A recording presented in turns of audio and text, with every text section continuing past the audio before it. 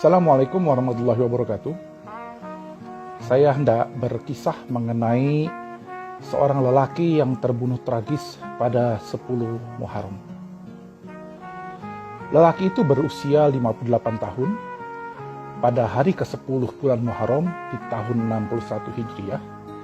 Selepas menunaikan sholat subuh, lelaki itu bergegas keluar tenda dan menaiki kuda kesayangannya. Beliau menatap pasukan yang tengah mengepungnya. Mulailah lelaki itu berpidato yang begitu indah dan menyentuh hati. Katanya, "Lihatlah nasabku, pandangilah siapa aku ini. Lantas, lihatlah siapa diri kalian. Perhatikan, apakah halal bagi kalian untuk membunuhku dan menciderai kehormatanku? Bukankah aku ini putra dari anak perempuan nabimu? Bukankah aku ini anak dari Wasyi dan keponakan nabimu yang pertama kali beriman kepada ajaran nabimu? Bukankah Hamzah, pemuka para syuhada, adalah pamanku? Bukankah Ja'far yang akan terbang dengan 2 sayap di surga itu pamanku?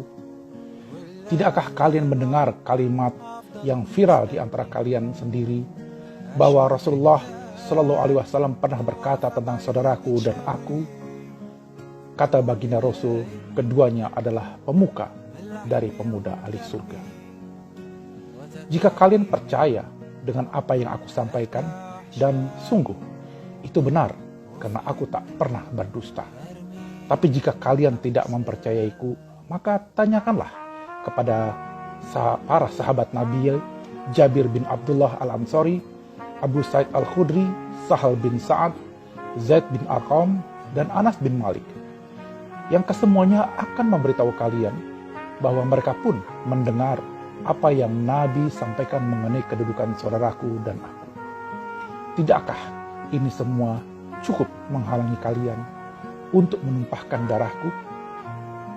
Kata-kata yang begitu eloknya ini direkam oleh sejumlah kitab dari para ulama ahli sunnah wal jamaah, seperti misalnya Tarikh at-Tabari di jilid ke-5 halaman 425 dan Ibnu Katsir dalam kitabnya Al-Bidayah wa Nihayah jilid ke-8 halaman 193. Namun sayangnya mereka yang telah terkunci hatinya tidak akan tersadar dengan pidato tersebut. Pasukan yang mengepung atas perintah Ubaidillah bin Ziyad itu memaksa lelaki yang bernama Sayyidina Husain bin Ali bin Abi Thalib untuk mengakui kekuasaan Khalifah Yazid bin Muawiyah. Tidakkah ini menjadi pelajaran bagi kita semua, Bapak dan Ibu sekalian, bahwa pertarungan di masa khilafah dulu itu sampai mengorbankan nyawa seorang cucu Nabi Sallallahu Alaihi Wasallam? Apa masih mau dibilang khilafah itu satu-satunya solusi umat? Simak pula bagaimana Ibnu Katsir dalam Al-Bidayah wa Nihayah bercerita tentang Sayyidina Husain yang terbunuh di Karbala pada 10 Muharram atau yang kita kenal dengan Hari Asyura. Begini penuturan Ibnu Katsir. Pasukan memukul kepala Husain dengan pedang hingga berdarah. Husain membalut luka di kepalanya dengan merobek kain jubahnya, dan dengan cepat balutan kain itu terlihat penuh dengan darah Husain. Shamir bin Zil Jausan memerintahkan pasukannya menyerbu Husain. Mereka menyerang dari segala penjuru. Ibnu Katsir melanjutkan tulisannya. Yang membunuh Husain dengan tombak adalah Sinan bin Anas bin Amr Nakha'i. Dan kemudian dia menggorok leher Husain dan menyerahkan kepala Husain kepada Khawali bin Yazid. Kitab Al-Bidayah wa Nihayah jilid 8 halaman 204. Anas melaporkan bahwa ketika kepala Husain yang dipenggal itu dibawa ke Ubaidillah bin Ziyad, yang kemudian memainkan ujung tongkatnya menyentuh mulut dan hidung Husain, Anas berkata, "Demi Allah, sungguh aku pernah melihat Rasulullah mencium tempat engkau memainkan tongkatmu ke wajah Husain ini." Ibnu Katsir mencatat 72 orang pengikut Sayyidina Husain yang terbunuh hari itu. Imam Suyuti dalam Tarikh Al-Khulafah mencatat 4.000 pasukan yang mengepung Sayyidina Husain dan keluarganya di bawah kendali Umar bin Sa'ad bin Abi Waqqas. Pada hari terbunuhnya Sayyidina Husain, Imam Suyuti dalam Tarikh Al-Khulafah mengatakan dunia seakan berhenti selama 7 hari, mentari merapat laksana kain yang menguning, terjadi gerhana matahari di hari itu. Langit pun terlihat memerah selama 6 bulan. Imam Suyuti juga mengutip dari Imam At-Tirmizi yang meriwayatkan kisah dari Salma yang menemui Ummu Salamah, istri Nabi Muhammad SAW yang saat itu masih hidup. Ummu Salamah wafat pada tahun 64 Hijriah, sementara Sayyidina Husain terbunuh tahun 61 Hijriah. Salma bertanya, "Mengapa engkau menangis?" Ummu Salamah menjawab, "Semalam saya bermimpi melihat Rasulullah yang kepala dan janggut beliau terlihat berdebu. Saya tanya, 'Mengapa engkau, wahai Rasul?' Rasulullah menjawab, 'Saya baru saja menyaksikan pembunuhan Husain.'" Begitulah dahsyatnya pertarungan kekuasaan di masa khilafah dulu. Mereka tidak segan membunuh cucu Nabi demi kursi khilafah. Apa mereka sangka Rasulullah tidak akan tahu peristiwa ini? Lantas, apakah mereka yang telah membunuh Sayyidina Husain kelak masih berharap mendapat syafaat datuknya Rasulullah SAW di padang mahsyar? Dalam kisah yang memilukan ini, sungguh ada pelajaran untuk kita semua. Lahumul Fatihah.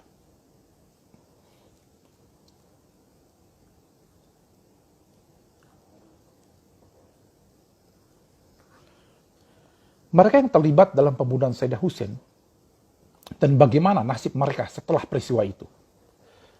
Umar bin Sa'ad bin Abi Waqqas, dia adalah anak dari sahabat Nabi Sa'ad bin Abi Waqqas, di mana Sa'ad ini termasuk 10 sahabat Nabi yang telah dijamin masuk surga oleh Nabi Muhammad. Ironisnya, ketika anaknya kelak justru terlibat dalam pembunuhan cucu Nabi. Kemudian Umar bin Sa'ad bin Abi Waqqas dipenggal kepalanya oleh Abu Ammar Kaisan atas perintah Muqtafar Thaqafi. Kepalanya dikirim ke Muhammad bin Hanafiyah, putra Imam Ali bin Abi Thalib yang lain. Itulah yang terjadi dengan nasib pembunuh Sayyidina Husain ini. Yang kedua, Ubaidillah bin Ziyad. Beliau saat itu menjabat sebagai gubernur Kufah saat terjadinya peristiwa Karbala. Dialah yang mengerahkan 4.000 pasukan mengepung Sayyidina Husain.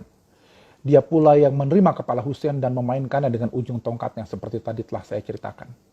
Nasibnya ternyata juga dipenggal kepalanya oleh pasukan Mukhtar beberapa waktu setelah itu. Anehnya, dalam riwayat dikatakan potongan kepalanya didatangi ular yang kemudian tinggal di dalamnya ular itu beberapa saat lalu keluar lagi. Samir bin Ziljausan, dialah pemimpin sayap kiri pasukan yang menyerang Sayyidina Husain. Sebelumnya dia adalah sahabat dari Imam Ali bin Abi Thalib. Namun di masa dinasti Umayyah malah berbalik membenci keluarga Ali. Pasukannya yang memenggal kepala Husain. Dan bagaimana nasibnya? Ternyata nasib dia 5 tahun setelah itu juga dipenggal kepalanya oleh pasukan Mukhtar Thaqafi. Kepalanya dikirim ke Muhammad bin Hanafiyah, sementara tubuhnya dibiarkan dimakan anjing. Sinan bin Anas adalah orang yang membunuh Sayyidina Husain.